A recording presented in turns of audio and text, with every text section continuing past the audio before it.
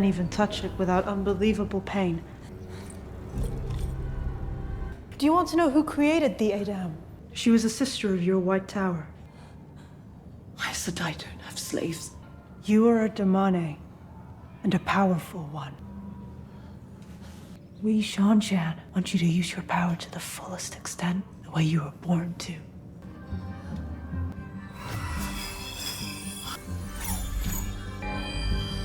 Look to the tree, Egwene.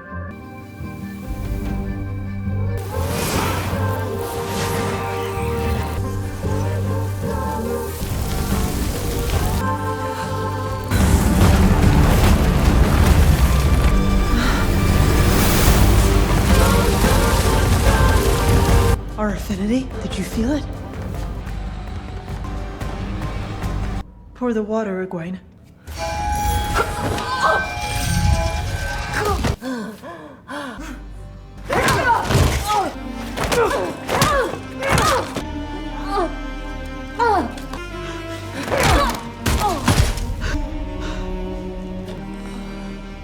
Aren't you thirsty?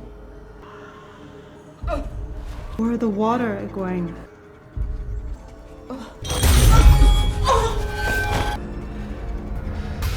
Pour the water.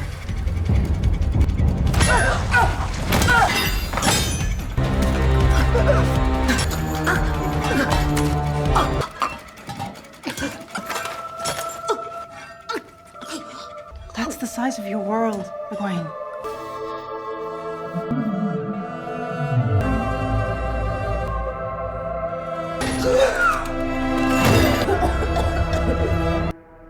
Pour.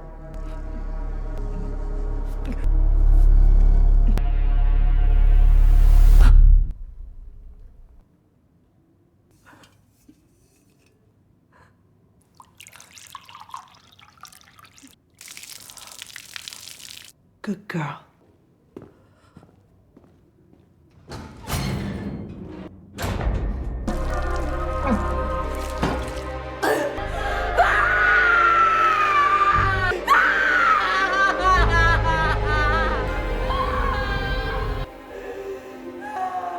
You lasted longer than I did, child, and I was a sitter of the blue azure.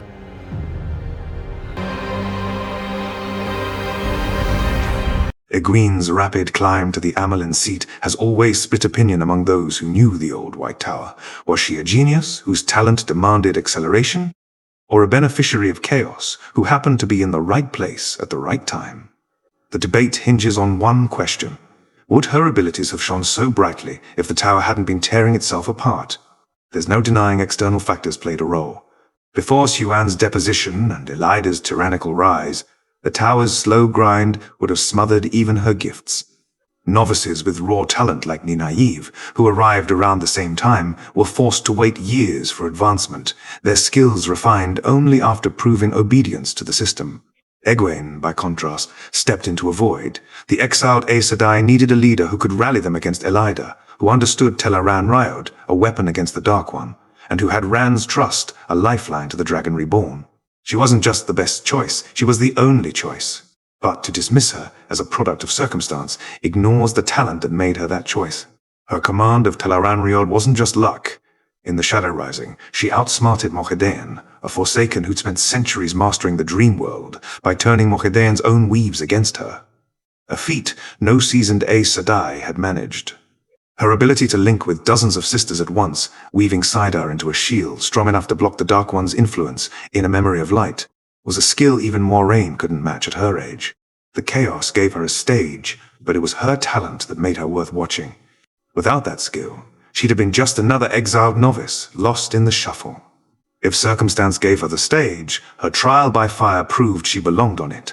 Again and again, she turned immense pressure into proof of her worth, even when her inexperience should have broken her. The most brutal test came in Knife of Dreams, when Elida captured her and threw her in a Tel'aran'rhiod trapped cell, depriving her of food, water, and the ability to channel freely. Elida's goal was simple: break her will, turn her into a puppet who denounced the exiles. Instead, Egwene turned the cell into a command center.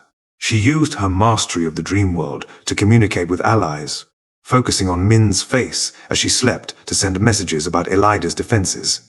She befriended a red Ajar sister assigned to guard her, pointing out how Elida's cruelty was destroying the tower, until the guards secretly slipped her food and a small channeling tool. When she finally escaped, she didn't run. She led a counterattack, using Teleran Riod to disable the tower's wards and convince Elida's own supporters to switch sides. It was a plan so bold, so precise, that even Shuan, who'd once mentored her, admitted, "I never would have dared that."